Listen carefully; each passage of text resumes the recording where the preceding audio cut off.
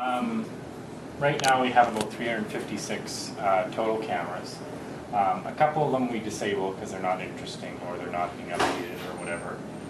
And then the software will actually detect if it can't download it or can't load that camera for some reason, and then it'll just suspend it. So it'll keep checking it to see if it's if it ever comes up, but it won't load it into the viewer. And so the total active and enabled is 268, and then they're in sets of 24, so there's about 12 pages or so that cycle through. And it's always designed to load exactly 24, so there's not enough for 24, it just skips the page. So we've got about 12 sets of cameras, and those are all generated automatically. If any of the photos or the webcams can't be loaded, they just get removed from the queue. And the sets are always full, so there will now be sort of an incomplete set of 10 instead of 24 sort of thing. But basically I can come up, I've got my scanner app, and I can scan the start QR code, and that'll pull up a, I've been assigned a wavelength identifier. I can start interacting. If I rotate, it automatically sort of resizes for the screen. It works a bit better on the iPad, but and so once I've started, if I tap on any of these images, I become a wavelength. So my color shows up in the wavelength box, and it's playing a time lapse of the image that I've loaded with the border around it for the color that I'm using, and then it just sort of fades back. We can adjust the rate at which these sets rotate. I think it might make more sense to be every 10 to 15 minutes sort of thing. What's really neat is that these are always staying in sync with the web app. So when the sets change, the web app knows this and automatically updates all the images on the web app. So I can keep interacting even though the sets have changed.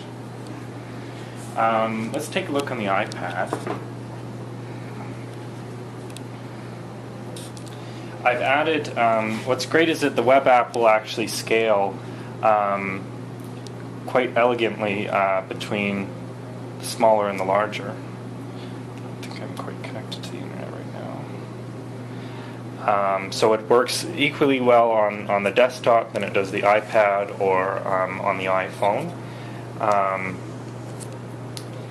And if you're connecting with a big enough screen, it'll actually add on text tags so that you'll actually see the names of the places. So because I'm a different user, I've been assigned a red, and when I select an item, it'll show up in red and play back.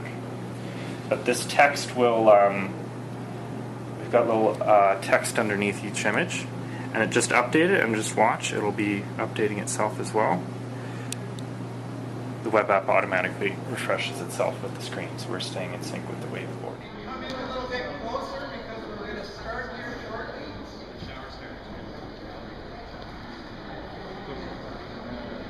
My name is Marco Agria, and I'm in the Faculty of Extension.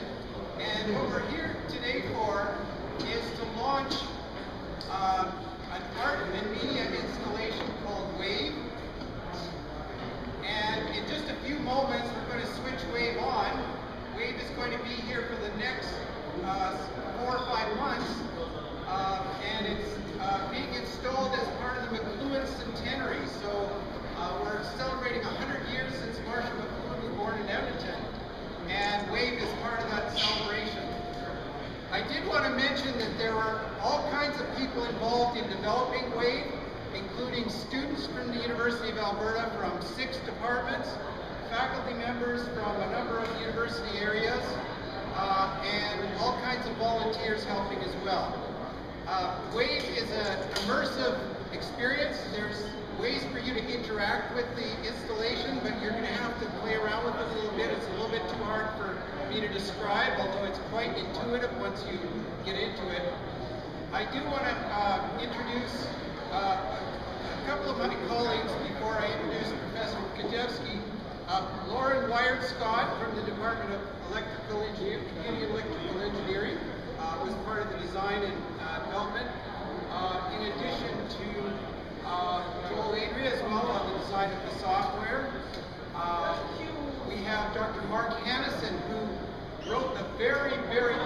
a musical composition that you're going to hear. It's actually Marshall McLuhan's voice that's been processed in different ways. And then Wayne DeFair, hiding behind the pillar over there, one of the instigators of the project. So I'll introduce Cezary Gajewski, who's in the Department of Industrial Design, associate professor there.